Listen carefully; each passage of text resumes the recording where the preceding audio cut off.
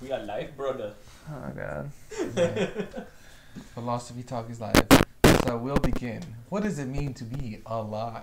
What does it mean? No.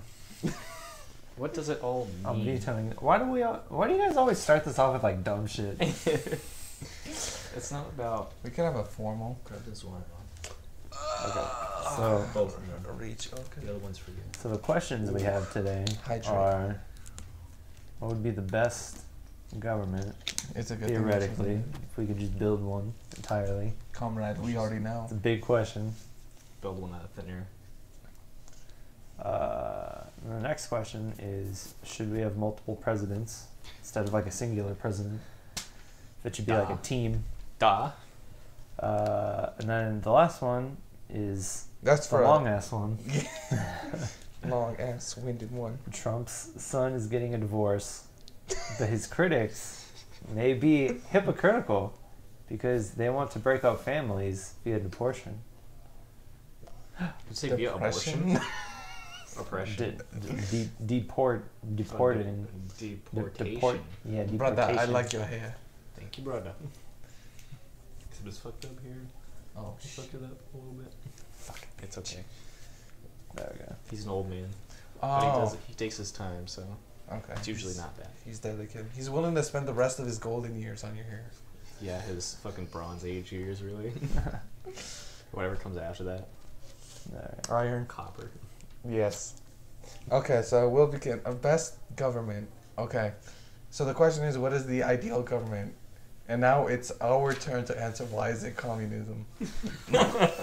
No, I'm Well, kidding. Well, you can see, it's all about the motherland.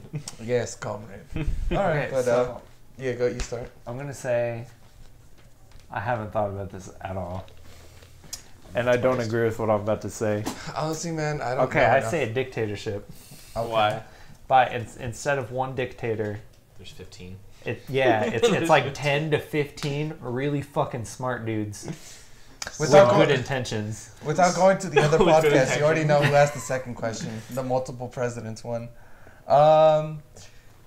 Sure, man. I mean, I guess the only problem with that is like, how are we gonna be able to make sure that they have the best intentions? I mean, And how do See, we know that's- that they are that's the those? Go on. My bad. you just said the best government, Okay. not the most likely to succeed. I mean, yeah, reason to think that though. So. Yeah, but explicit. reasonably He someone just could said he take doesn't over agree a with what he country. says, so I feel like there's no reason behind it. I mean, okay, how fucking that's kind of the whole point. 10 though. to 15 people. I feel You like know, that's... like a dictatorship is fucking ridiculous. But theoretically, if we had 15 really fucking smart dudes, Isn't that what people say about like hiring scientists to be like run the country? sort of, I don't know. Have 10 to 15 scientists there. Dude, you should change that. You should make it Drumpf. Ha ha ha ha ha ha ha. No, don't. That's not funny. Don't do that. No, No, don't do it, Connor. I'm just kidding. no. Good. All right, Connor. Do you have opinions on the ideal government? Well, I mean, I feel like we're within it right now, right? Don't you think? No. I mean, obviously the Roman government or empire lasted a long time, so one of my points is that we're still going pretty strong and pretty equal in there. Well, just because We're a it's lot of continuing doesn't mean it's good. Yeah, I know, that's what I was going to say. It doesn't mean that just because it's still going, it's good. You know, obviously there are tyrannical governments that are still going. It doesn't mean that they're good. But I feel like we have the proper, or at least, at the very least, a penultimate form of government. That's not too bad, but not too good, but allows for it to change. So that's really what I enjoy about this government system. Yeah, but who changes it? People. Well, corporations. Well, the people have the ultimate say, but they just don't use their power, so the corporations just sneak in. And, Well, I mean, the people don't really have a say. Like, the politicians have a say. well, yeah, that's why we call it like our democratic republic. Yeah, 'cause we're we not have a true politicians, democracy. But we absolutely, like, if we do vote, if everybody were to vote, we would have more of the power, you know? What, in, like, local elections? And, like, I mean, local the stuff too, but presidency? there's a lot of, like, I mean, all levels. pestering your politicians and telling them what you want, you know? Yeah, but like that doesn't mean that they'll do it. Let's You call know up what I Dean mean? Heller for this podcast. What the fuck is wrong with you, dude? Look what No, you did, bro. brother. Like you're theoretically, your represented politicians don't have to do what you say. If they're elected for their term, they can do anything they want during that term. Yeah, technically. You know what I mean? I don't know. And if they do shit during the beginning of the term, a lot of the times it's forgotten by the time election comes around. Yeah. A lot of times that shit is just forgotten no matter when it happened because people don't pay attention to that stuff. That, or they just forget about what happened before and they just focus on what's going on right now, you know? Yeah, that's what I'm saying. They like fix one issue and they're like, oh, well, this other one's really bad, so you're not fixing it right now. You're a bad representative of what we want. You dumbass. You dumbass, ass. Yeah. I don't know. I feel like we're... Should we replace all politicians with scientists and or philosophers? I think then you'll run into the same problem because right now the main reason why politicians might not have the people in mind is because of re-election. So if the scientists if they stop caring about science, and obviously that's their profession, so they won't obviously disengage from it, but they'll also have that re-election coming up, so that might impede them. So you think that they would do decisions not based on science because of just the fact that they're an elected official and they want to be reelected? Yeah, I mean, not entirely, obviously, but I think that it'll at least have an effect. If it might, I don't know if it'll be the primary effect. Maybe they'll still, keep the facts and, logic and reason at the forefront, but it might, waver a bit if, next year's election year. So, How do you think you combat that? I don't know. You don't have elections Just- because we put the people that would combat that in that position, and he's saying that they wouldn't be able to combat that. There's no one else besides scientists. And Well, I'm philosophers. just not that, but like the issue of people simply worrying about re-election. Do we just I mean, hire or elect people for life, or do we know who that is? no? But hello. Hello. Hello, Feel free to weigh in, Mr. Junior. Anyway. Mr. G. No, But, but like I don't think that you really can. I think it's just one of the things that you have to concede. I you mean, know? Yeah, well, What do you- that's definitely like you can't just. That's not something that we want. Is people having power for life? I But think what that's if- one thing that we really pushed against? But we I- take Those are away give and take. re-elections. So you can still elect people, but they can't run a second term or a third term, So we can't have career politicians anymore, is what you're saying? basically. At the Or very least, maybe- not the or same maybe, position. like, 'Cause it's like the because I pre- know in the House and Senate, they don't have a certain amount of terms that they can have, right? Yeah, they can keep going forever. Yeah, That so sounds- maybe if we had something like the presidency where they can only go for 2 terms, or Mm. because I know that it's like every 2 years for the House or Yeah. the Senate or something. Yeah, and then I the think it's something like the that. House is 2, and then I think the Senate is 6. Yeah, so I think so. maybe if they had some cap on how many times maybe they just could be a limit. reelected, that might really fix. The I feel problems. like that would just increase the amount of people that shouldn't be in those positions getting into those positions. Limiting the Yeah, because Term? think about it. You have a pretty much revolving door in the Senate and the House. You're allowing a lot more people to come in and out of these positions. That doesn't necessarily mean that everyone that goes in is going to be as good as the person before them.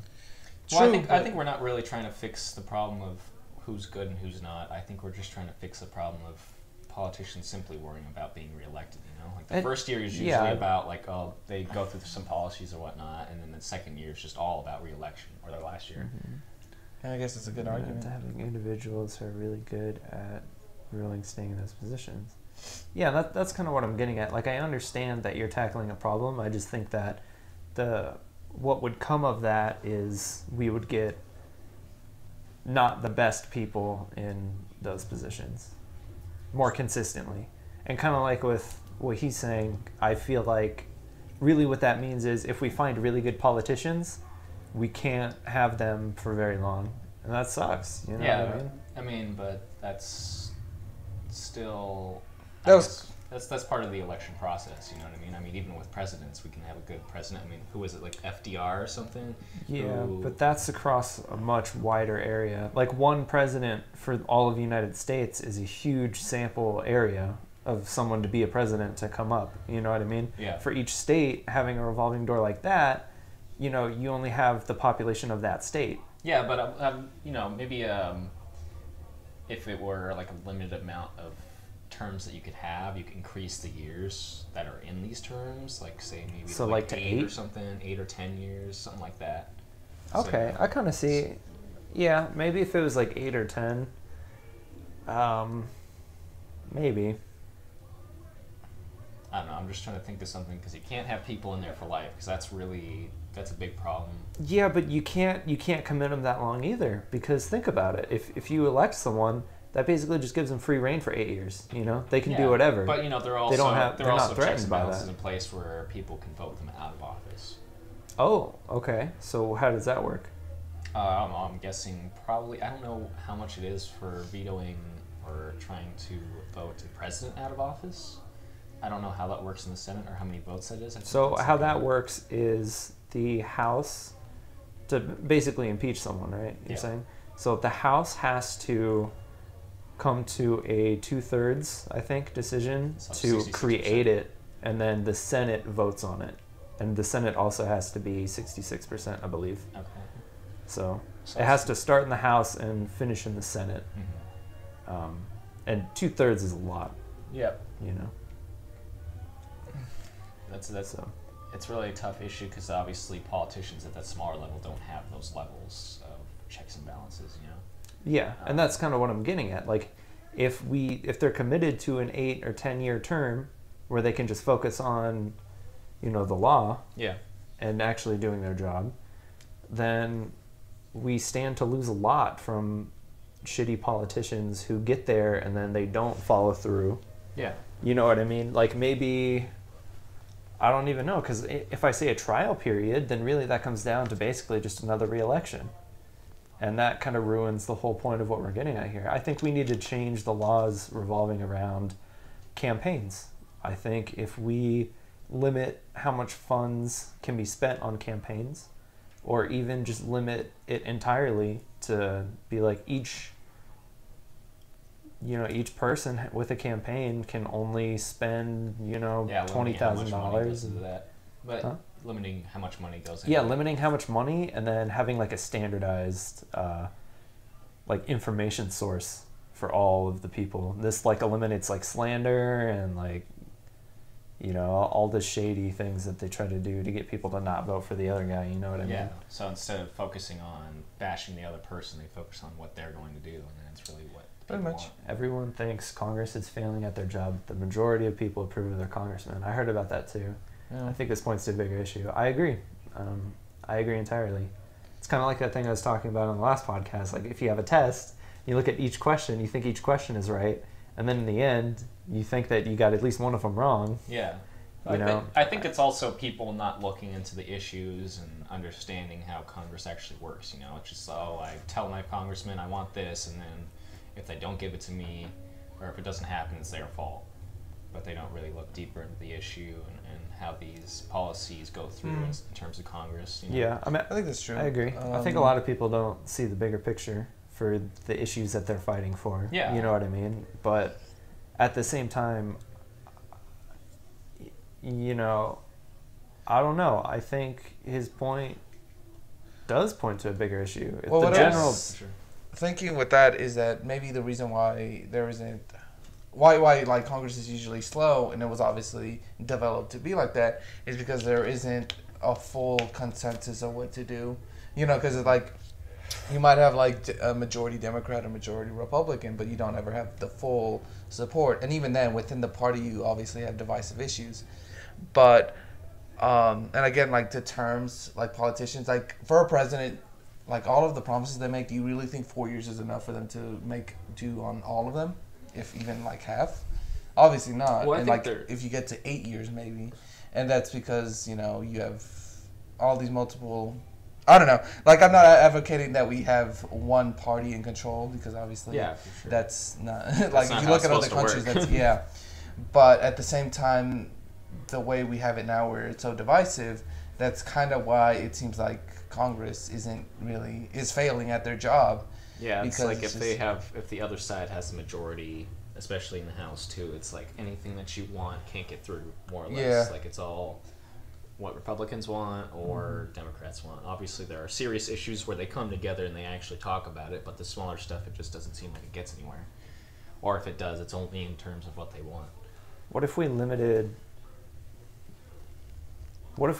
it to it had to be like an even number of Democrats and Republicans? What do you mean? How do you think that would affect You mean, like I mean, Senate, it's like forced for the House and the Senate? Yeah, It can't be a majority. yeah. What if there was no, like, they just didn't allow a majority? Well, I mean, then it would. I feel like if you forced that way, there would be some point where it would just always come to head. You know, they would always Stagnant. just stay stagnant. Because Really? you have to get majority vote to Yeah. have anything pass, but if But- it's 50-50, it's not going to go anywhere. Well, think about that, though. What that really means is if one person from either side decides so, they can be the swing vote and they can change the policy. Mm-hmm. That's one person. Yeah. You know, if a lot of people from their state are really up in arms over this issue and it doesn't agree with their party, and, you know, they break party and they vote for something different, they could be the single-handed reason why a policy gets created. Yeah. It only takes one person Mm-hmm. at that point. So one person can make huge change if it was even. If Yeah. we kept going in and it kept being stalemate after stalemate, that would be different. But I honestly don't think that would happen consistently. I think it would happen a lot. Yeah, I agree. But I don't think it would happen enough for it to be an issue. Yeah, I mean, if you look at it right now, because Republicans do carry the House and Yeah. the Senate, but even in the Senate, like stuff. We never pass a budget. Oh, wait. Yeah. True. Yeah. No. That is true. There are still some policies that Democrats want that get passed through. You know, like when they were voting on net neutrality, there were I don't know how much it is. It's like 53 to 47 or something.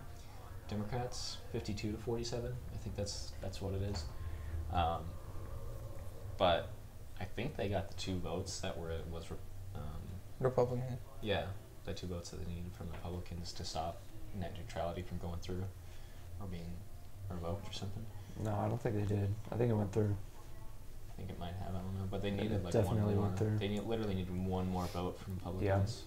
And they Yeah, I never think did. that happened, but I think that it still went through. Yeah. I forgot how. No, they needed like 1 or 2 more people and they didn't get it. Mm-hmm. So Oh, okay. But they did Yeah, get but- Republican votes. I remember Yeah, that. it's Yeah, just going to they show did. that some people do jump ship and go to the other side. exactly, and that's why I think like giving one party a advantage like that might be unfair to the nation. You know what I mean? Whether it's your party or not, maybe I don't know because I haven't thought this through a whole lot. It's just an idea that popped into my head, but maybe having it be equal and allowing for swing voters to be way more prevalent would equate to a more equal distribution of policies that are created. Yeah. So would people A vote? more even, like a more fair distribution.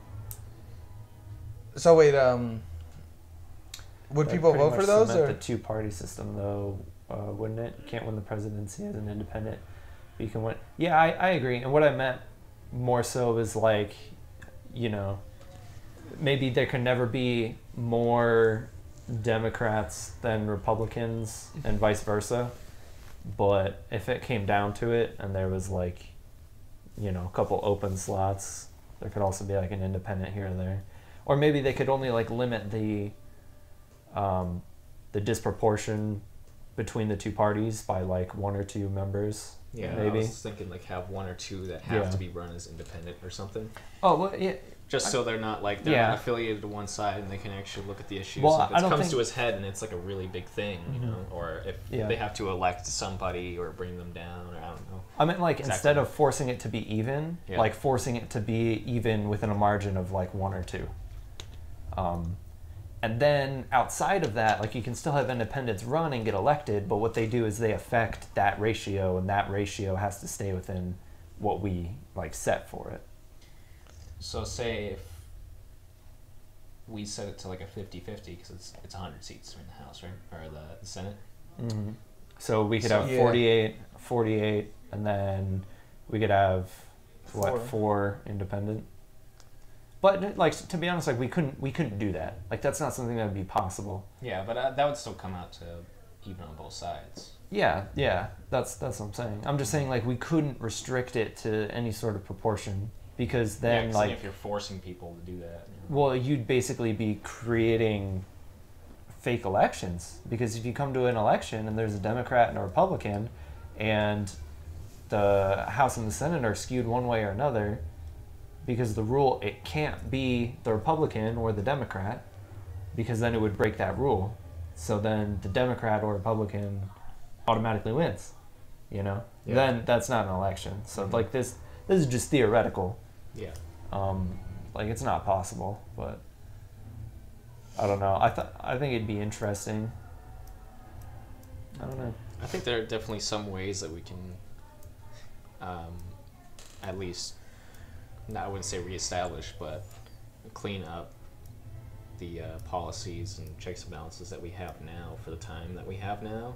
Like, say there are, issues change. There's so many people on this planet, and we're so interconnected to the point where issues change so quickly that simply throwing in letters or just waiting for policymakers to make some policy and they just go back and forth and they stay ahead and they don't get anywhere, or they don't hear enough from the people that they can't make the right decision. Yeah, and then by the time something happens, like the issue is gone and over, and we're 4 issues ahead of what that was. Yeah. So I mean, maybe at this point, it might be better to go more towards a democracy, like a full-on democracy, just because we have such connection with each and every person in the United States. Yeah, but historically, those don't really work. And Well, I mean, well, I'm saying historically, we haven't had this. We haven't had a democracy, but true democracies have existed. Yeah, well, what I'm saying is that, even when the true democracies have been established, they haven't had this ready connection from somebody on both sides of the United States. You can talk to every single person in the United States at any time that you want. Yeah, I don't know. Obviously, we can't get like an influx of. But that would You trust the population that much to it go would to put a true lot of democracy? responsibility on people. Yeah, for and- sure. I'm not saying like I'm sure there's some bridge that we can gap, so it's not we still have Tyranny of the majority. Yeah, we can still have policymakers being there, and it's not Yeah. just 100% the people making the decisions, because obviously everybody's not educated on every single thing that's going on. Yeah, but like, where do you draw that line? That's what I'm saying. Like I don't know exactly, but I don't think that you'd be able to. Yeah, I don't know. I'm just thinking that there's some form of update that needs to happen for the type of interconnected ability that we have now. What if... Okay, wait, hear me out real quick. This is going to sound weird, but what if we added 20% seats to the Senate and the House? Maybe like mess with that number, and maybe it wouldn't have to be the same to both, but what if we added that number of seats and instead of having people there, it was Democratic seats where the people would vote on the issues and then the people's majority vote would stand for those seats as a vote. So instead of having more, House representatives or senators, it'd basically just be like another you can election. have the people actually. Yeah, the people vote. It's like some type of computer, and people can actually weigh in on the things that are going on. It would probably have to be like a physical place where you go and vote, because like I'm still really skeptical of technology and voting. Yeah, that's the one problem that I was thinking about. Is it's just really I don't easy think to it's hack something. into these things. Yeah, and I don't put think it it's on. something you could just do on your computer. I think it's something where you might be able to you'd go have like to go in actual. physically. That too, yeah, for sure. Yeah. But then we can have some sort of. See, that's the thing. Like, what if you're trying to say there's like some terminal there, but people actually go to some place to vote? So it's like a secure location. Well, that's what we do right now with elections, which I still, Well, that yeah, shit still gets elections hacked, too. But I'm just saying in terms of like policy making and voting on legislation. Like if people like say we have a 50-50 again at some point, I don't think we really have ever had that. But if we do, you have the people like directly vote in you know. In some Yeah, way. that's kind of what I'm saying. Would yeah. you make voting mandatory in that sense? No, Because No. some countries do it. I know some countries do it. I think forcing it would make too many people make uneducated votes. I think it would we would need to crack down. And I think inherently it would make people crack down more on the importance of voting because now they're voting on policies, not just the people who instate the policies. Yeah, they're actually having direct, Yeah. like actual Influence? influence and repercussions for what they're doing. You know? Now, I don't think you could add one seat for every state and have that work. I think it would have to be less, but I don't know. Yeah, because I think one seat for every state would just kind of make it would neutralize it, yeah, right? make the people who Yeah, so are elected. I think instead it would have to be less, and you would have to group states or regions together somehow. But I don't know how to do that would appease everyone. Obviously, like there's probably no way to appease everyone, but to maybe appease like half votes or something. What do you mean? I'm thinking maybe if it's every state had like. I'm not sure how that would work because if you didn't have people voting now, Yeah. half vote wouldn't really do anything. Well, like I'm just saying, like you can't group California and Texas. You know what I mean? Because then that's just that's majority. yeah, So like you're essentially density population. yeah. So I don't know. Maybe Montana's going crazy now. maybe you give every state half a vote, and we change it so there can be half votes. It sounds more complicated than it would actually end up being in practice, I'm sure. It'd basically just be like the physical people there who have seats would basically just get 2 votes, and instead each state would get 1 vote that was decided by a majority vote within the state. Well, I'm thinking of maybe policymakers having more of a direct contact to voters in some way. What do you mean? Like instead of those, well, maybe like if we had those half vote things, you know what I mean? I think that half vote would be really influenced by what the policymaker is going for, or the majority of the state was leaning towards. But if it was like a 50-50, in that if that half vote ends up at a 50-50, that would go nowhere as well. You know what I mean? It would. Yeah, but it would still put power to the people, and the people would be able to adapt given the situation. You know what I mean? Like just because a Republican gets elected in an area does not mean that area is going to be a majority Republican for the next 2 to 4 years, whether it's House or Senate. Mm-hmm. You know what I mean? Like it would allow for change, and it's that change that you brought up that I think is important. I'm agreeing with you on that. You know, since we are so interconnected, things are changing so fast. Yeah. So if I'm hearing you guys correctly, there's a consensus among you guys that the populace needs more of a say. I don't know if it does or not. Yeah, I don't think I'll it's hop like, in. like I'm just kind of like playing with the the thought semantics. experiment. Yeah. Yeah. Because I think don't- it'd be interesting. Like, what if that's how it worked? Yeah. I don't know what would fix the issue, or if there is an issue that really needs to be fixed. I'm inclined to think that there might be, but I don't know for sure.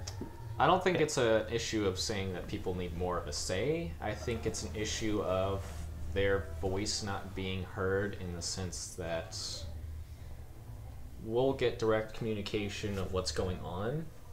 What do you the mean by population, communication? Like not communication, but you can Information? you can see the debates and the legislation being passed and what people are saying in terms of senators and whatnot, and what they say on the House floor and whatnot. Yeah, but all that stuff's public.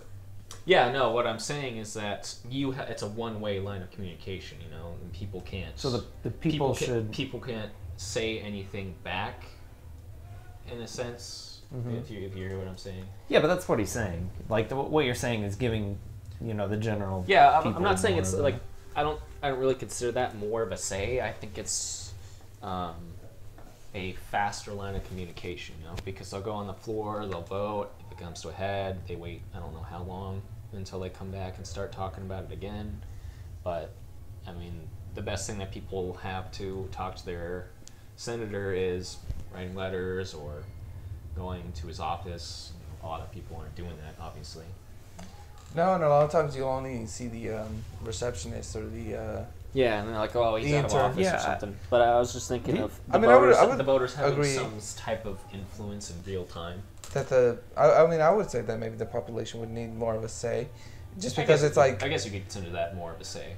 Because it's like the politician might be very biased and only get like a yes man confirmation. Mm-hmm. So it's just like, even if the delegates and whatnot, like the people in his or her own group, have different opinions, it would probably be better just so they can get like a broader view on something.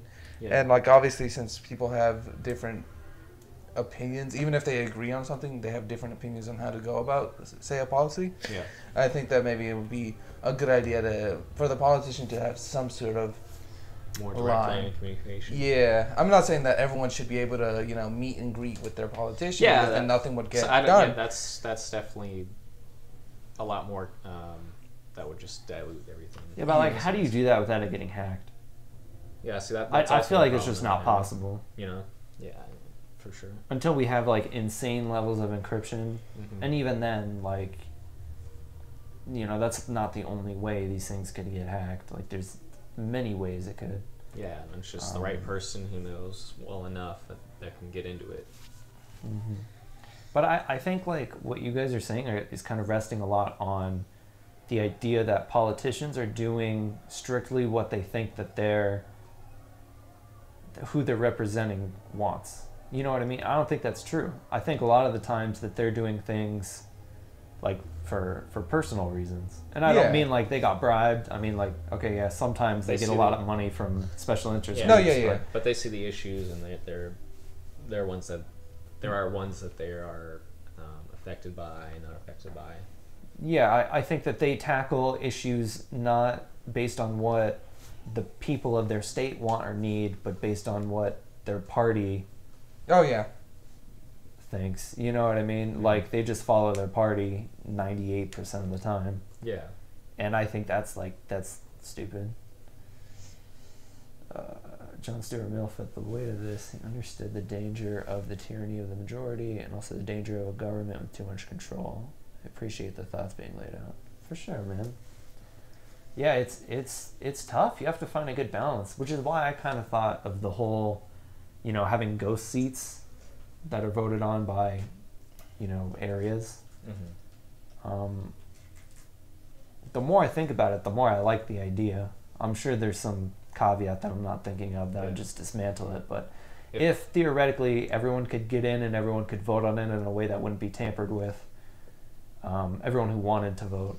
Yeah, I mean, that's one thing I'm thinking of. Is kind of hard to tamper with because you don't know exactly which policies are going to come to a head like that, and need these ghost seats. So it's really hard to plan on people who are hacking it, or for people who are trying to hack it, to plan on when this is going to happen. Well, I think they would know more in advance, because I think it would just be something where, you pose a good point though, because let me read this real quick. So, might this be reasons for more emphasis on states' rights? It's easier to be in a local politician's ear. Maybe. Yeah.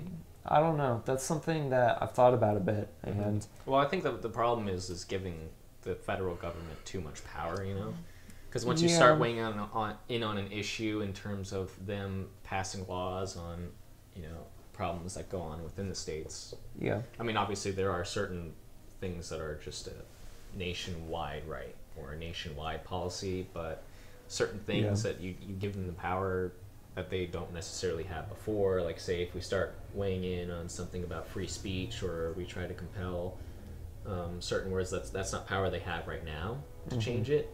But once we start talking about it, and that's like passed as some form of policy, they now have the power, and they now have some sort of leeway on speech, just for an example. But it's about making sure we understand what type of power we're giving them and what power they have.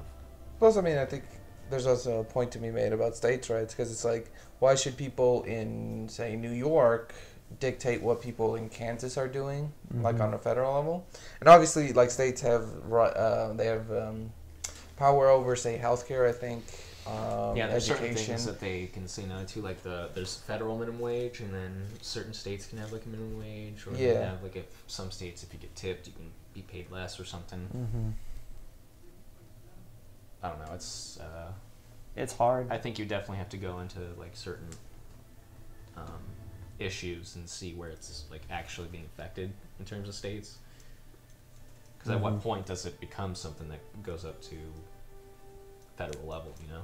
And yeah, and plus, like, you always have to look at what point is it something where the populace doesn't want it because as an individual they would be, you know, like, I don't know, I can't think of a good example right now. But, like, I feel like a lot of the times as an individual, like, you'll want something like lower taxes, maybe, as a good example. Like, sure, I want to pay less money. I want more of my paycheck in my pocket. Of course I do. I want that. Give me that. But they don't look at the bigger picture. Like, yeah, it's like what are taxes going to, you know? Yeah, and it's like, okay, so now you can't ride on roads, dude. Your kid can't go to public school. And what if you could just opt out of taxes? And then you couldn't use public things. I mean, I feel like if they allowed that, people would jump ship because they don't know what their taxes go to. People are so stupid. If they opened that as an option, a ton of people would do it, and then they wouldn't be able to like send their kids to school and shit like that. And then they'd be like, wait a minute. You have to go sit in line in these public offices. Oh wait, you can't use this public office either because it's run by tax money. So you need to pay your premium taxes. Your hey, premium so tax like, account. we were gonna give you a fair and equal trial. That courthouse is paid by taxes. So, we're just gonna kill you. We're just gonna throw you in jail and make money off you. Yeah, I mean, like even as a theoretical, that whole like thing was ridiculous. Oh, like, absolutely. But do you think that more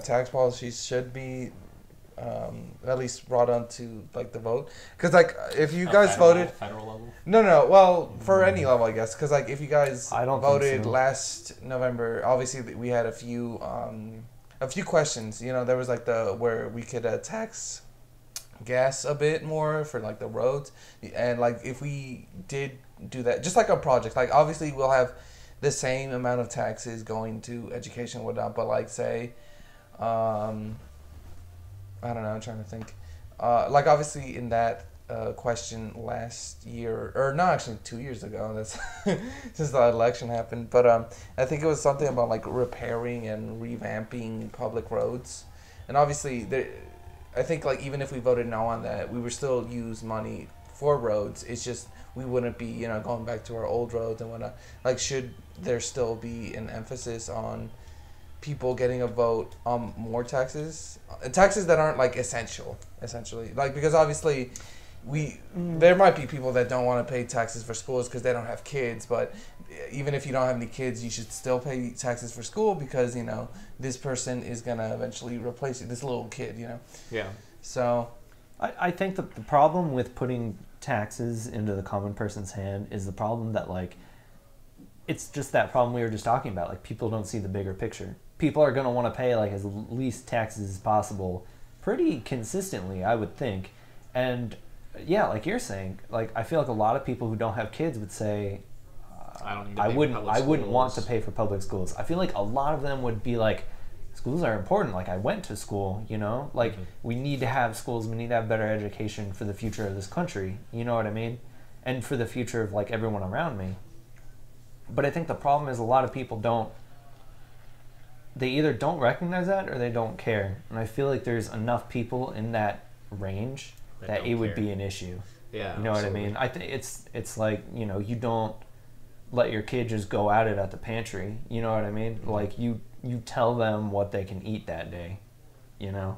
You don't let them just eat a bunch of junk food and get fat and then die of diabetes at age 12.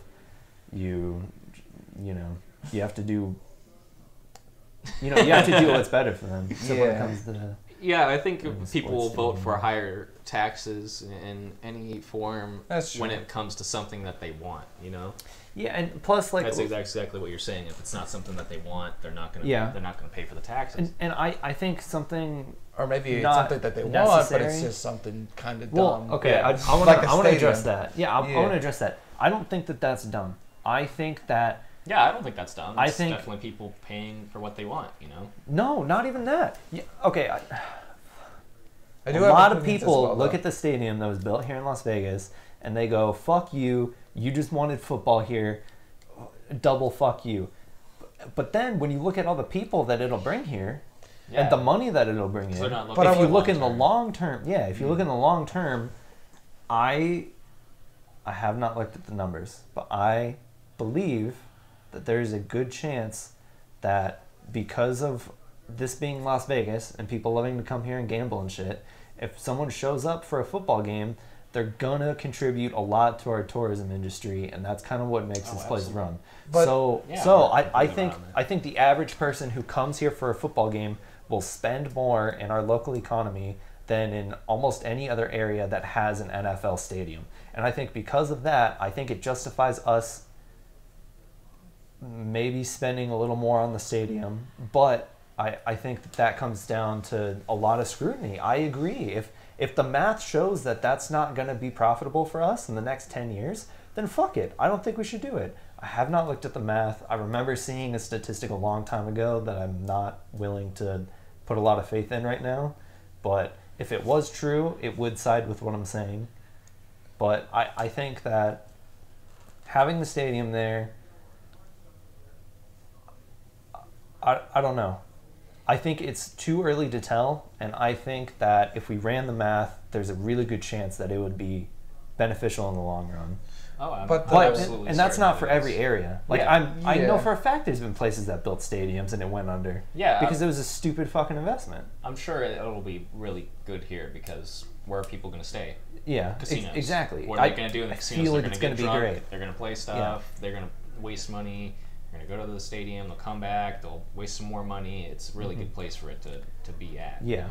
I think this is one of the smartest places for there to be an NFL Mhm. stadium. Yeah. You know what I mean? I mean, it's a place for tourism, so it's Yeah, really a so we place might for as well people bring who all the come here tourism. for small amounts of time, spend as much money as they want, or Yeah. try to find some place that they want to Yeah. spend their money, I guess, and they leave and then they come back. Mhm. Grandma is very concerned that it is going to raise housing prices here in the valley way more. It's a higher price is a good thing, though. It means that the market's good, at least.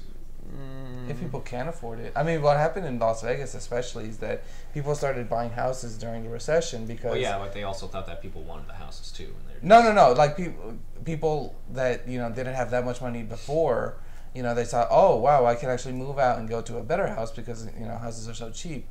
So now, because, like, even though the economy is better, their own personal economic prospects probably haven't improved that much. So now you'll probably start getting more homeless people. Yeah, but Not entirely because they can always just go back to say living back where they used to, they would still be paying more, but at least maybe it's more manageable. But I mean, I don't know anything about that. If it will raise the prices, I'd have to look into that. I think it will for sure. It probably will. Like say, look at New York or California. As the area people want to live by the beach, so there's a lot more people that want to live there. So obviously, if the demand goes Yeah. up, there's going to be higher prices. But I don't think that you can relate that to a football stadium, though. I don't think well, there's I'm just gonna be- relating it in terms of there's a place that people want to be. People want to live in New York. People want to live in California. People want to live in Texas. So that there's going to be a lot higher demand. And if they just can't supply that demand, the prices are going to go up. I don't think that there's going to be a considerable amount of people who want to move here just because we now have an NFL team. I don't think it's going to be specifically because of that, but there are a lot of things going on right now. Like they're extending the boulevard. I'm just they're talking putting up- about the claim that the football stadium is going to increase housing prices considerably. I don't think that's true. I don't think that specifically considerably. No, I don't think that's true at all. You I think mean, I like think it might increase it some, just because there's going to be some type of influx of people. There's going to be Is there? Who- die-hard Raiders fans that want to stay with their team. They might come here. I don't think it's going to be such a big influx. I feel like that's just such a low number. Of Yeah, I people, don't think though. it's gonna I be feel like big. that's less than 100 people. I live in Florida, and most stadiums have been good for the folks here. Yeah, Yeah, I'm sure. I believe it, man. Yeah, I don't think that's going to be bad. I think Florida is definitely a place that people want to move to just simply because of the area. Because Miami spring break, right? Yeah. You seen that meme recently? That meme's been fucking Let's go. bumping. Let's go. No. It's okay. I'm going to Mardi Gras in New Orleans. All right, have fun. We got a sinner over here. Yeah. I think I don't think it'll make people want to live here more, but I think it'll definitely make people see that this area can make a lot more money than it does right now, you know? If people start building things. Like Disney has bought land out here, right next to the M Resort. Mm-hmm. They bought a whole bunch of land out there, so I don't know if they're going to build a resort land park or something. I'm not sure exactly what they're going to build, but I'm just saying. And then we have Tesla now. They have a factory. Yeah, and there's a Yeah. lot more housing being built everywhere. I mean, they're connecting the road between Boulder City and Las Vegas. They actually started building new houses in Boulder City. Like, I thought that was insane. So that was the one point for me that I was like, okay, there's next 10 to 20 years, a lot's going to happen here. What do you think about in long term though, as far as, you know, it's not exactly easy to get water here in the valley. Yeah, it really isn't, but I think that we're making quite a few strides in terms of turning salt water into drinkable water. Yeah, I hope that sometime in the next 50 years we'll get to that Oh, point. absolutely. We're gonna get We there. still have to transport it though out here. Yeah, it's a big Yeah. thing, but I mean, we get our water from Lake Mead. Yeah, but that's fucking way closer than the ocean. Yeah, well, I'm just saying, like, how hard is it really to get it out here? You know what? Screw Fucking Reno. really let's hard. Let's just take all of Lake Tahoe. Like, say, really look hard. at Montana. Where do they get their water? I'd say Rainfall.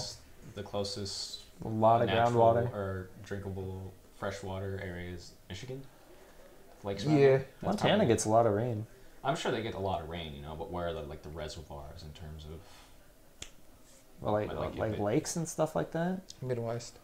lakes or anything like that? I definitely feel like they have a lot of, natural water there that they can filter. Yeah.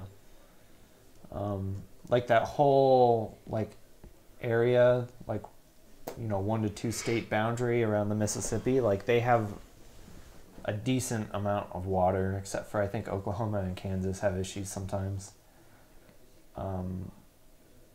I think a lot of those areas are pretty good for water, but comparing it to here is it's a stark difference, I think with there being a demand for more housing around the area, if they see a problem with getting water here, there'll be innovation.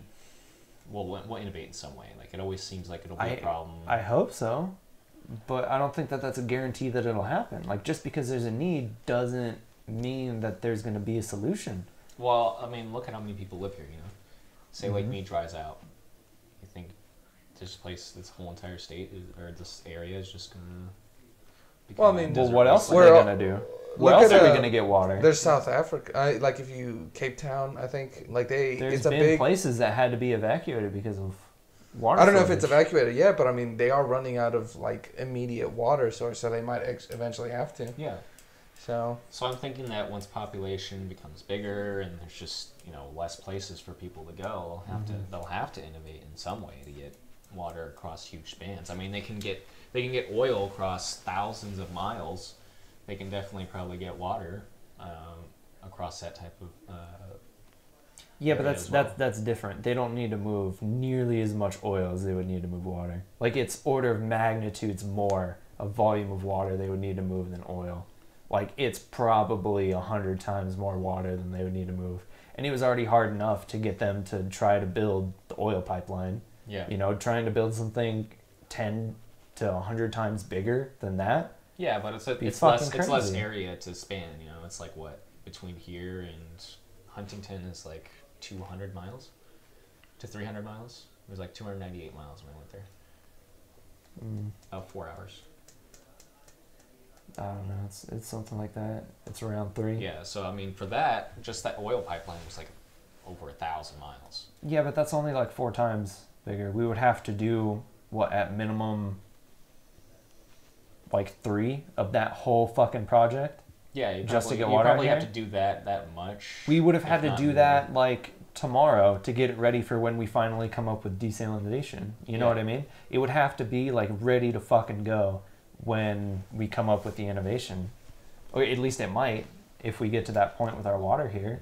But I think something that might happen is like the housing prices here have been raising ridiculously in the past 20, 30 years.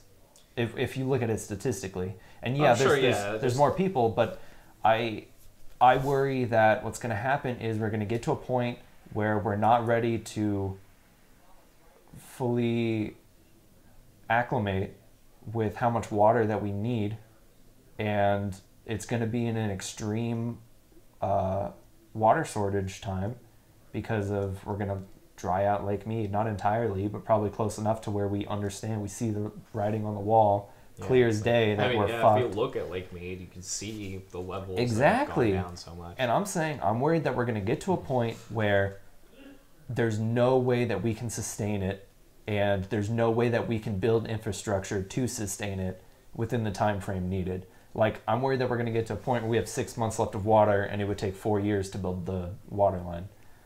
I'm worried that that will happen. It'll cause the housing bubble here, if it is a bubble, to burst, and then all of Las Vegas becoming a fucking shanty town. And I think people would still fly in to gamble and shit. I think that industry would stay fine for the most part, but I'm sure once water would get that scarce, I feel like it would go to people who have more money, you know?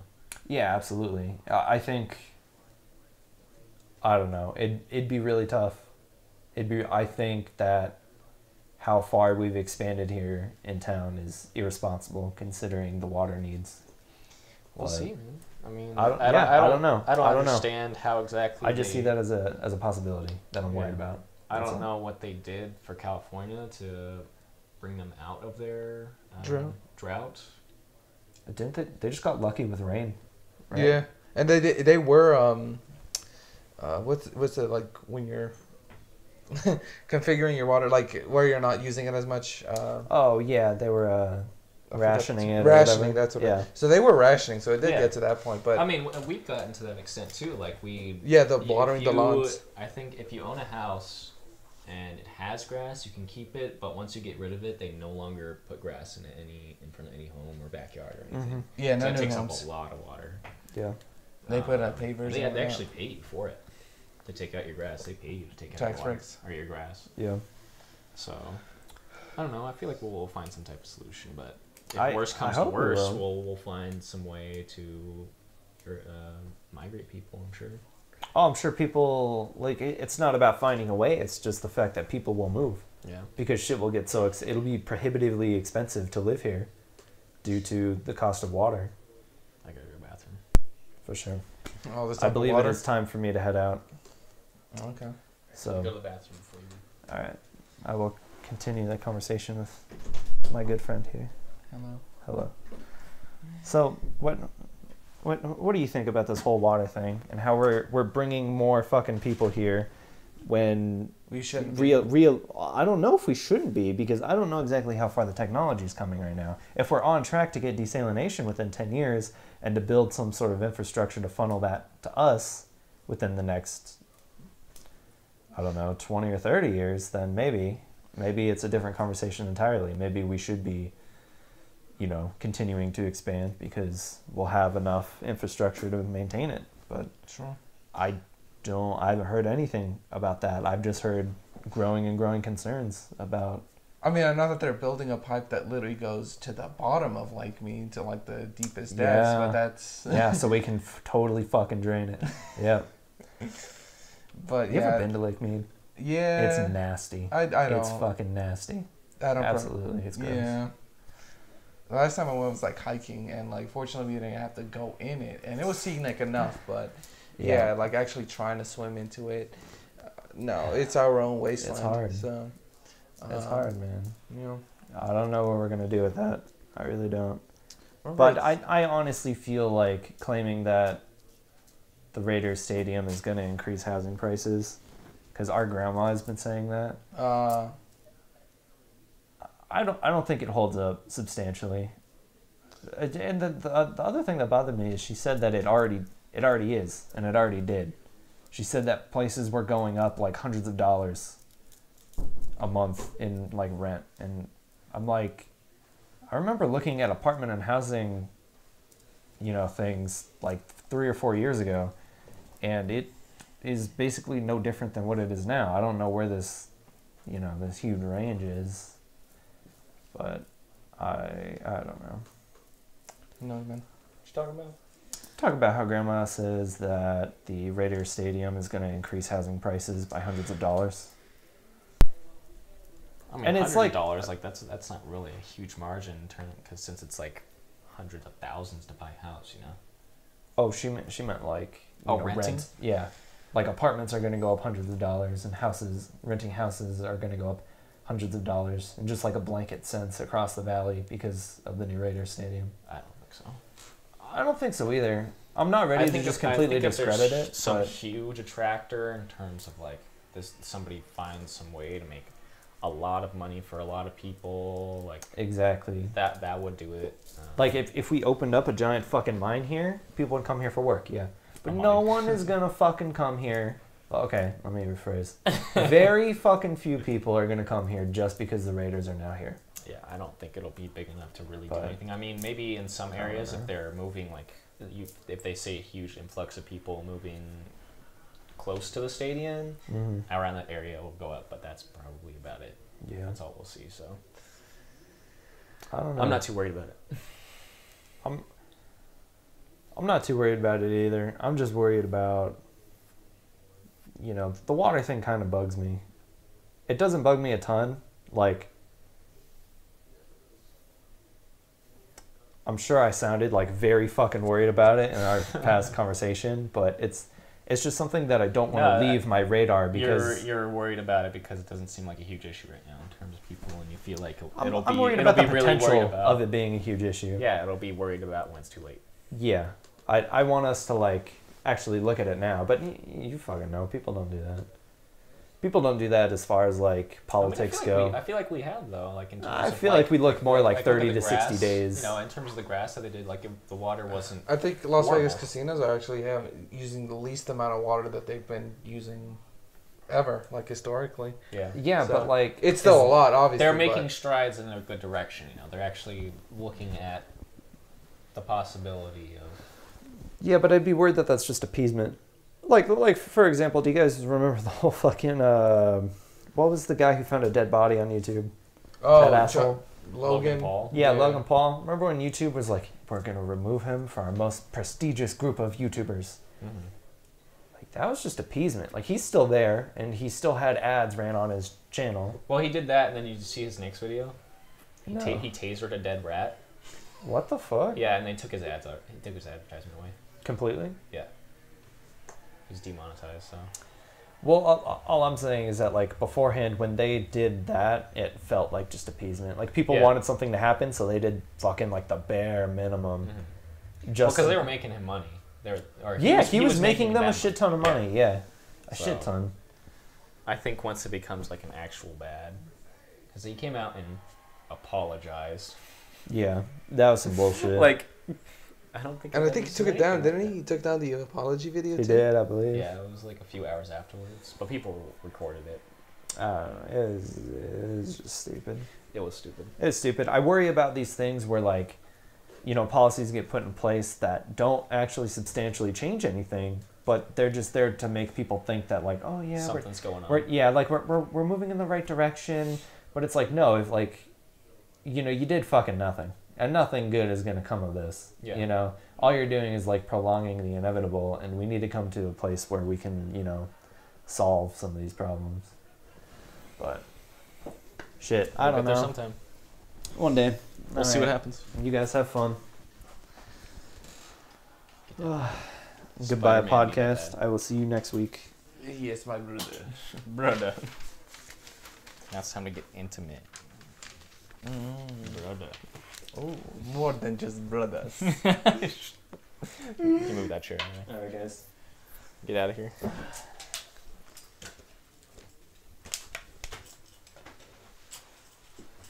I'll fold the chair up. All right. Brother. My brother. Yes, we do. Yep, every Single. Friday, 6:30, 7 o'clock. Well, He's just leaving Pacific early. Standard Time. Yeah, PST. PTSD. I put that. I put that every Goodbye, time. my friend Miguel. It was good seeing you on the stream, dude. He hopes to see you. I hope to At see you home. next time if you happen to be online. Yeah. See you. Adios. So let's talk about your question. Or your He's topic. leaving Your- as your- well. Adios. No, amigo. I think he was just saying bye now. Oh. Yes, welcome. Welcome back. Welcome back. You never left. It was a loaded question, so I guess No, your Trump's son is getting divorced, Yeah. That was just the... Go on. but I can't read his writing. Basically, that was just like the background info. That's not really important, but basically it's that sort of... And like I was really heated just because like I was having an active debate, I guess, last week. So now Okay, it's just sort reword of died it. down. Reword this again. But basically, is there any sort of contradiction or irony or any other, synonym like word where it seems like certain conservatives, because not all of them obviously, but some place high value on family and whatnot, but at the same time they are very I don't know how to put it, because obviously it's a bit vitriolic, but eager, I guess, to deport people en masse.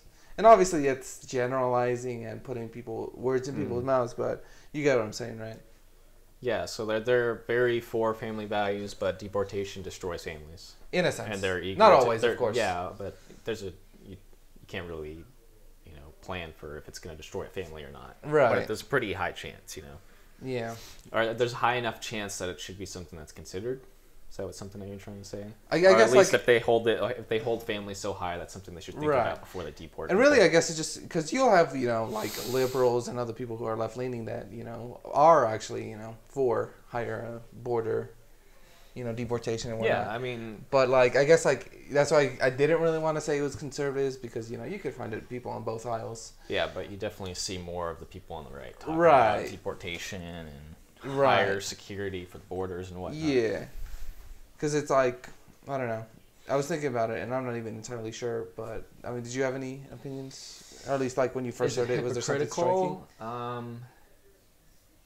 Yes and no. I think they're trying to, in terms of, they seem very eager, so they seem quite emotive in terms of trying Right. to deport people like as fast as they can. Like we have pretty strict immigration laws, Yeah. I mean, any country people get in. I guess it just depends on Yeah. how strict their borders are, and I think at a certain point, if we have too strict borders, like what does that look like? I mean, to the people inside and outside. If we have this huge wall both sides, so that it kind of looks like they're trying to box us in, and people like can't leave. But them being eager for it, I guess it's just they're not really looking at that, so I don't think it's too hypocritical. But at the same time, you can't just be like, oh, this guy has a family here, let's not deport him. Right. Like they have to have some form of papers to live in any country. No, yeah, or exactly. to, like, be in any country, more or Right. less. The legal. So, but I mean, if you look at the borders, they have a certain period of time where they allow people from both sides to come and talk to each other, like families get together. And Yeah. talk. Yeah. So I mean, being strong in deportation, it really depends on, I guess, how hard it hurts our economy, or if it does at all, what they contribute. Because I mean, people say that they're stealing our jobs, but they're taking the jobs that the normal American doesn't want. Right. And unless there's some way to automate these really shitty jobs that we have to do, it just has to happen. I don't think I guess we should find some way to have these, because they're doing American jobs. They're doing stuff for the economy here. We should find some way that's not just, deport them right now. Are you really, have they done anything in the past? Obviously, I don't know if they have any records. They can't really have any records federally. Yeah. Because they're not You know, they're not here. Yeah. But what's nationalism? Because that was another thing that I was thinking, because like They only really care about people within this nation or people who are citizens.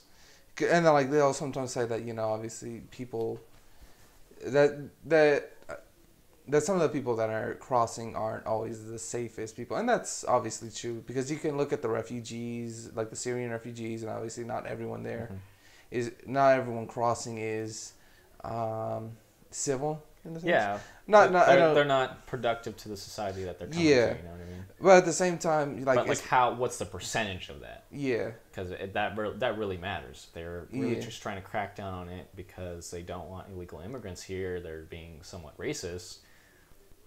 That's something that we should definitely look into. But if they're just trying, if it's an actual problem, obviously I haven't looked into statistics or what it does in terms of economy or socially. But if it really is a problem, obviously they should crack down on it. You know what I mean? Yeah, because like another thing I was thinking is that immigrants, a lot of them actually do pay taxes. I can't really say the amount, but I know that if they own some form of housing or something, they have to have like federal forms for doing this. Like, they have to pay some form of taxes. If they work any job, they have to pay taxes, like income tax, whatever, depending on what state they're in.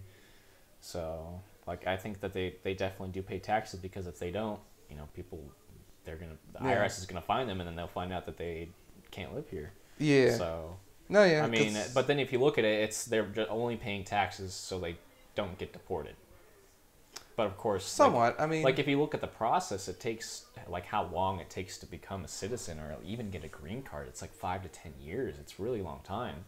And if they're trying to escape some really shitty part of whatever country they're from, what do you expect them to do? You're just going to throw them back into like Tijuana, which has like the highest murder rate in all the world. Ciudad Juarez. Exactly. Yeah, I know it's some country or some city in Mexico, but I think it was Tijuana at one point, but it might be whatever city you're talking about now. No, yeah. And then that disorients them, because a lot of them aren't even, like if you're talking to like South American, like a lot of them aren't Mexican, and even if they are Mexican, they could be from any other state. Yeah. There's like this interesting book, it was like The Land of Open Graves, and I don't want to go too into detail because it's pretty graphic. Mexico? Huh? Mexico? What, Land of Open Graves? Yeah, it's about Mexican immigration, or like any Latin immigration, and it's very interesting. It's very graphic as well, and kind of biased. Like if you read it, you could tell, but at the same time, it does provide some interesting information. But yeah, it's just like, because another reason why people cross the country is because there's obviously that land of opportunity, but it's also to send money back to family. That's true though, because like there are definitely a lot of people like that. So that's what I was saying. I don't know the statistics on it, but if it really seems like a problem and people are cracking down on it, or if people are cracking down on it that hard, it must be some type of problem, right? Or at least in some areas, it must be something that's either hurting the economy or the cities that they're in or something. I don't think that they would just start cracking down on it because they don't want these people here. I mean, obviously that's the point of deportation, is having people who aren't a citizen or allowed to be here not here. So I guess it really depends on what's going on. Yeah. I don't know. Like, I'm not in favor for open borders, but at the same time, I don't think we should be so restrictive on them. I don't know the perfect answer to it, but speaking about borders, do you think we should have borders? Only if we ever get to like a really ideal and unrealistic sense of community in the world. Because like, to go back to the question, it's related. The term like illegal immigrant or whatever is kind of weird, because it's right in the sense that they're undocumented. So obviously their presence is illegal, sort of like soliciting or loitering. But at the same time, like the way the deportation process is handled and how they're treated, it's sort of, I wouldn't say inhumane, but it's very subhuman, if that even makes sense. Like, they're not treated like humans. Yeah. And if we're talking about, if you look at the Constitution, that's some like human rights. I mean, I don't know if it says human rights in the Constitution. I don't think it does. No, I don't think it does. but I think it's rights bestowed on man, on Yeah. birth or something. It doesn't distinctly say born in America. It just Yeah. says given to man. So like if you're depriving all these people of their rights, how humane is that, you know? Or like at what point do you have to say, okay, this is too rough, or are we really following the legislation that we hold dear? Yeah. No, yeah. And like one thing that, like I guess an example of what they do that's inhumane, subhuman. In the book, and I need to research if it's still valid right now, but I know that what the U.S. did during Bush was they sort of made it seem where they locked off certain areas of the border because there is already a wall on the border. Yeah, it's like a fence or something. Yeah, and some places it is like an actual wall, but because there's a lot more. yeah, there is some sort of attempts. division. Yeah. What the government did during Bush is that they sort of funneled people in so that they would have to go through the Sonora Desert. Like you can still try to cross wherever on the border. Yeah, but they focus on keeping people to a certain area so they can really control the... Yeah, and the problem with that is that it's a very like terraneous, mountainous, but also desert place. And it's like a very high mortality rate. And I guess like just to bring a question, do you think that's humane to do? Because obviously mortality rate in terms of people, like what are the stats that go into that? Is it just people dying from terrain, or is it people a lot like of actually things. being killed? Because No, they're hardly they're ever killed by people, Border Patrol. Yeah, They aren't. like, Most of the time they actually save them. Yeah, unless it seems like they're actually trying to do something. No, yeah. Most of the time, like they might actually be the ones saving the immigrants because they get them and then they just take it back. Yeah, they give them water and whatnot. But like the thing is that because another thing along with the hot desert or the mountainous terrain is that there's a lot of drug trafficking going on, and that's obviously an issue. Also a part of it too, you know, because it kind of funnels in into a certain area where drug traffic would occur. But a lot of them, though, they don't they don't really give too much about the immigrants, and that they actually just either kill them or if they're women, you know, they rape them and whatnot. So it's like the drug cartels. Yeah. No, not the Border Patrol. I was like, hold on a minute. No. Like I said, the Border Patrol is for the most part civil. If anything, they might not chase, but they sort of like shadow a group of immigrants or whatever as they're traveling, and then once they're weak, because obviously you can't do anything until they're beyond the border. But I guess it's just like, do you think that's humane? Is like that they funnel funnel all that this, shit to happen in barren one area. place? Because it's a high mortality rate, but I can't give you a percentage, and like I don't want to put one out there. On one hand, it doesn't seem like that. You're being quite emotive if you look at it like, oh well, should we give them an easier path to like cross the border illegally? Right. I think it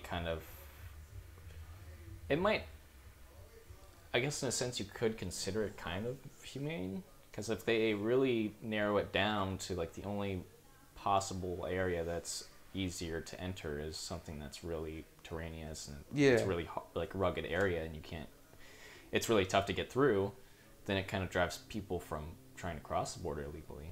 But what they found is that it doesn't too much. What it does is just that like the amount of sure, obviously it's not a huge bit, but there's obviously some sense. Right. It's like it's a really tough trail to trek, you know. Because what they found is that one main reason why people go is for economic reasons, and obviously, I'm not saying that we should help these. We should help these countries, but it's not like we should give them a handout and give them money because like those governments are corrupt and whatnot. But like, the flow of immigration usually follows like how the U.S. is doing economically. So, a lot of people, a lot more people come in. It's like during 2008 recession, less people come in. I think there was a certain point somebody was saying that more people are fleeing the U.S. than at this point. A little bit. Have you seen Adam Ruins Everything? Have you seen that show? Yeah. I think I saw the immigration video. Yeah, he said that more people are leaving the U.S. than trying to get here. I guess illegally, either way. Yeah, I think I know what you mean. And I'm like, well, even so, it's still kind of a problem, don't you think? Like, we shouldn't just underplay it just because it doesn't seem like as big of a problem as people try to play it up to be. We should still take it as a problem. Yeah. Take it under consideration. Try to do something about it. No, yeah. Because there's a reason. I think we should definitely look more into, like, immigration laws and how people get in because... Yeah.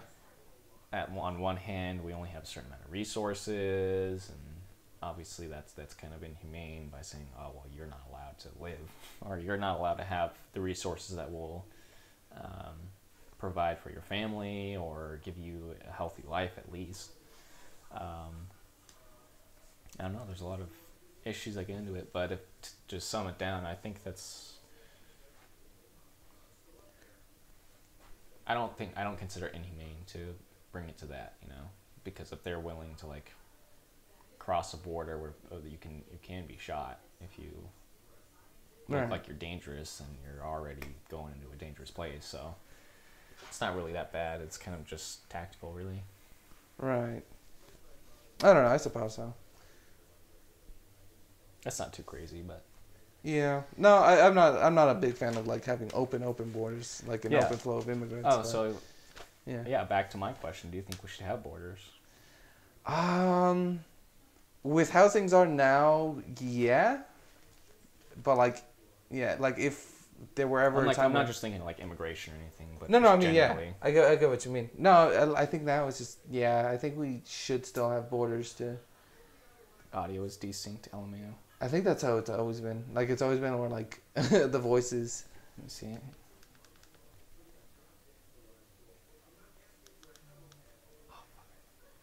How bad is it? Talk a little bit. Hello. Give us a second.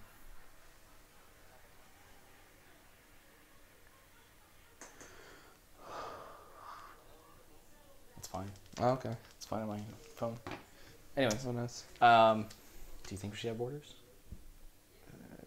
It's not that bad. Pretty much. I don't know. I don't usually get on my phone. Maybe it's just because we're closer or something. And if it's not for him, he's in Florida, so it's not too bad. It could we'll figure it out. We'll see afterwards. Open borders. I don't know. No, like I said, like if the not way it is open now. Borders, just no borders. Oh, no borders. My bad. Yeah, I don't know. I think we do.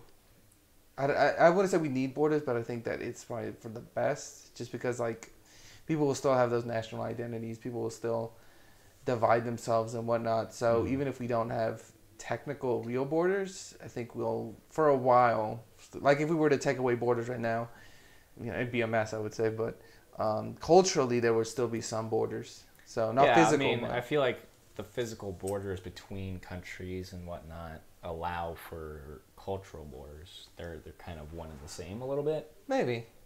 I mean, bigger after a certain point, it's obviously a political one.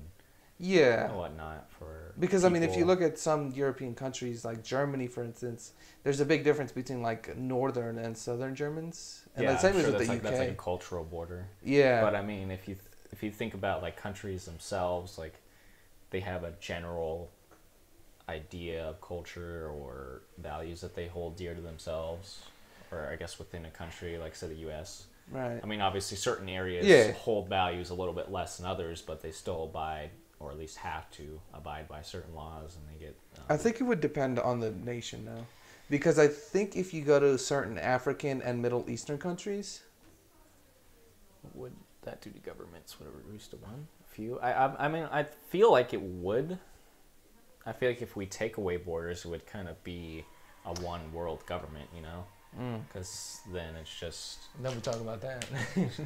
like the possibility, and then whether that's. Yeah, I mean, if we were ever to get to that point, I feel like it would be once we like civilizations come to interplanetary travel, you know, so it has to be.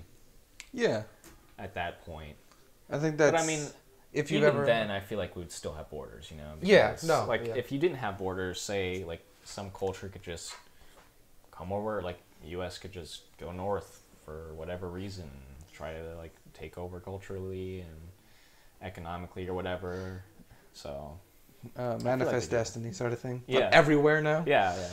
I feel like it would definitely, if we took away borders, I feel like one, a government, or if we expanded borders, just like continents or something. Yeah. That would be a little different. I guess that's another question itself. Is that a good idea to have one world government? I think for right now, absolutely not. Yeah. Obviously, 1,000, 2,000 years from now, who knows? everything's going to be completely different. Yeah. Um, I was gonna say that. it also depends on the population of the Earth, you know. Like Yeah. if we have to go interplanetary, do we hold values that we have here, there, and if we do, what values? Right. You know, because then it's kind of deciding like what that would pretty much be one nation owning that Right. planet more or less because they're running off that one nation's values. Something like that happens in this one series called The Expanse. It's like books and it's now a show, but yeah, like what they do is that Earth is essentially now ruled by the UN. Mars has like this own colonial government, and I don't think they ever go into that detail. You know, it's mostly entertainment, but yeah, I would agree that like one world government right now would not be absolutely best. not. No. But I was gonna go back to like a comment I said that about like your borders being cultural and like it's governmental. I think it's easier to say that maybe in like certain like Western and developed nations, but I think in certain like the most prevalent would probably be like the Middle East, where a lot of those nation in terms borders. of it being both, No, or just cultural borders. no, they might not even be cultural. Because, like, for example, Kurdistan, which isn't like a actual government, but like the area where the Kurds inhabit, that's in Turkey, Iraq, and Syria.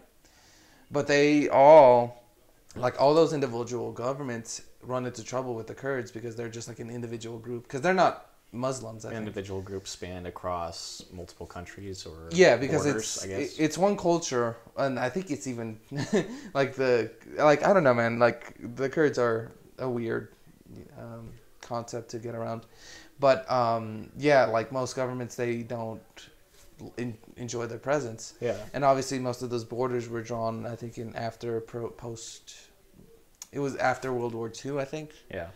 And so it's just like I think it's not as easy in say other countries because obviously the same was done in Africa after World War II. I think once decolonization happened, and that's why there was the Sudan and the South Sudan because they were two different cultural groups forced into one country. Yeah. So I think borders can point out like a culture, a monolithic culture. Usually it's like a political. Yeah, I think so. It just depends on the region. Because I think China, if you take out Tibet, it's a mostly homogenous culture. Yeah, but I mean, would you consider like political borders also cultural?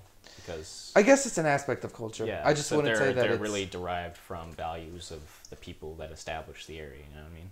Yeah, like I guess so. America was established by the values of what the founding fathers had. Right. Or England or Europe, any country in Europe, Russia, any country, what have you.